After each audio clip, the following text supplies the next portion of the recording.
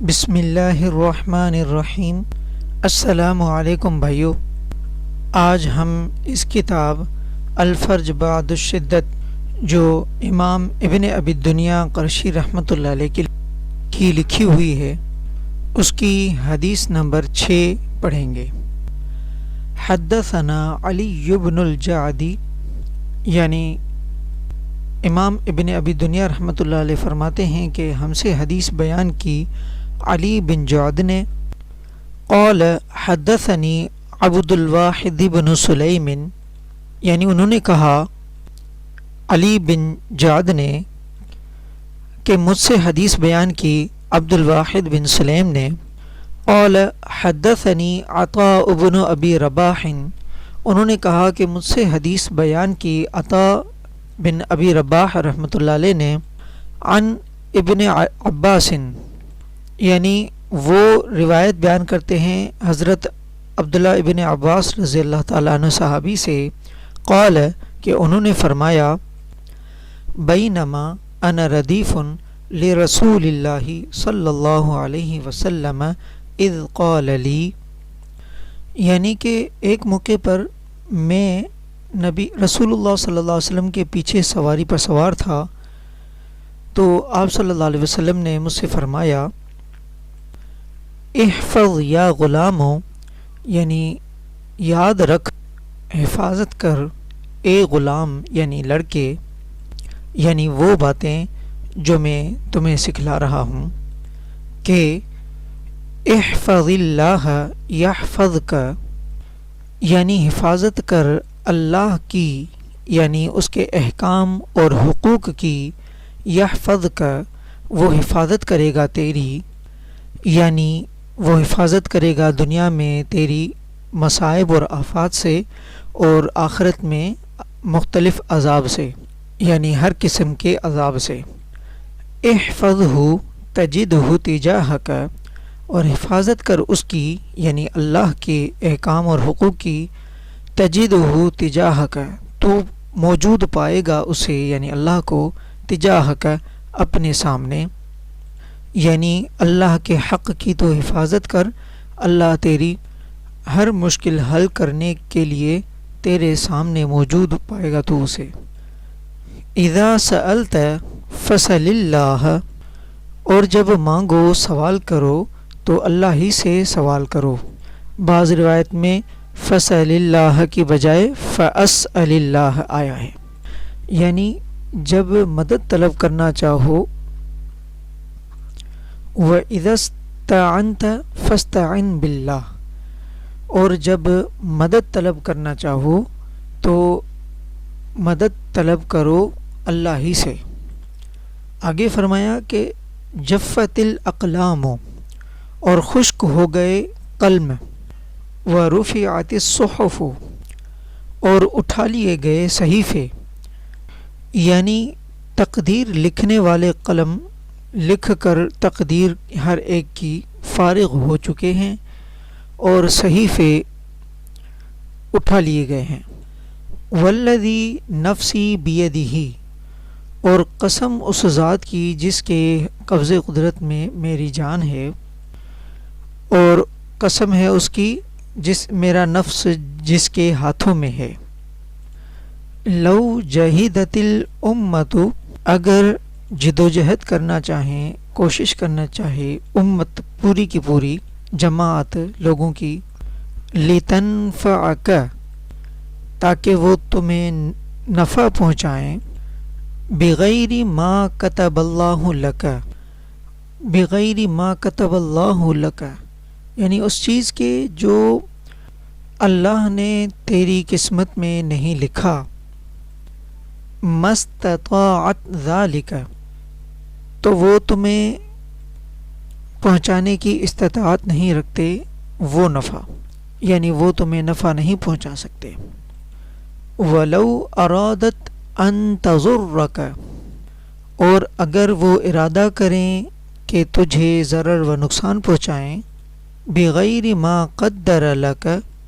یعنی سوا اس نقصان کے جو تیری تقدیر میں نہیں ہے، مستطاعوا تو وہ تمہیں نقصان نہیں پہنچا سکتے۔ ماشاء اللہ، اس سے معلوم ہوا کہ نفع نقصان کا مالک صرف اللہ تعالیٰ ہے، اسی لیے اسی سے استعانت اور مدد مانگنی چاہیے اور اسی سے سوال اور پکار کرنی چاہیے۔ اور امت یا لوگ اس لیے نفع نقصان نہیں پہنچا سکتے کیونکہ تقدیر کے قلم خشک ہو چکے ہیں اور صحیفے اٹھا لیے جا چکے ہیں، مخلوق سے پرے ہیں کہ وہ اس میں کچھ تبدیلی کر سکیں۔ البتہ اللہ پاک کی قدرت میں ہے کہ اس سے جو مانگے گا، مدد سوال کرے گا، تو وہ اس کی پہلی لکھی ہوئی تقدیر کو مٹا سکتا ہے یا بدل سکتا ہے، کیونکہ اللہ پاک نے سورۃ الرعد کی آیت نمبر 39 میں بھی فرمایا، یمحو اللہ ما یشاء ویثبت، مٹاتا ہے اللہ جو چاہتا ہے اور ثابت رکھتا ہے، باقی رکھتا ہے۔ وَعِندَهُ أُمُّ الْكِتَابِ، اور اسی کے پاس ہے ام الکتاب یعنی لوح محفوظ۔ اس حدیث مبارکہ کو سب سے پہلے امام ابن جعد رحمۃ اللہ علیہ نے اپنی مسند میں حدیث نمبر 3445 میں نقل کیا ہے۔ امام احمد نے بھی اپنی مسند میں اس 3 روایات سے اس حدیث کو روایت کیا ہے، اور امام عبد بن حمید رحمۃ اللہ علیہ نے بھی اپنی مسند میں، اسی طرح صحاح ستہ کی کتاب میں سنن ترمذی میں امام ترمذی رحمۃ اللہ علیہ نے اس حدیث کو حدیث نمبر 2516 میں روایت کیا ہے اور فرمایا ہے، ھذا حدیث حسن صحیح، یہ حدیث عمدہ صحیح ہے۔ امام الفریابی رحمۃ اللہ علیہ نے اپنی کتاب القدر میں بھی اس روایت کو اپنی 5 مختلف طریقوں سے روایت کیا ہے۔ اسی طرح امام ابی اعلیٰ موصلی نے اپنی مسند میں، امام الآجری نے کتاب الشریعت میں، امام طبرانی نے کتاب الدعاء میں، معجم الاوسط میں اور معجم الکبیر میں بھی اس روایت کو نقل کیا ہے۔ امام ابن سنی رحمۃ اللہ علیہ نے اپنی کتاب عمل الیوم واللیلہ میں، امام ابن بطہ رحمۃ اللہ علیہ نے الابانۃ الکبریٰ میں، امام ابن مندہ رحمۃ اللہ علیہ نے اپنی کتاب توحید میں، امام حاکم رحمۃ اللہ علیہ نے اپنی کتاب المستدرک علی الصحیحین میں، امام اللالکائی رحمۃ اللہ علیہ نے اپنی کتاب شرح اصول اعتقاد اہل السنت والجماعت میں، امام ابو نعیم نے کتاب حلیۃ الاولیاء میں، مسند شہاب میں امام القضائی نے، امام بہقی نے کتاب الآداب، الاسماء والصفات، القضاء والقدر اور شعب الایمان میں بھی اس روایت کو نقل کیا ہے۔ اس حدیث سے درج ذیل امور اور احکام ثابت ہوتے ہیں۔ نمبر 1،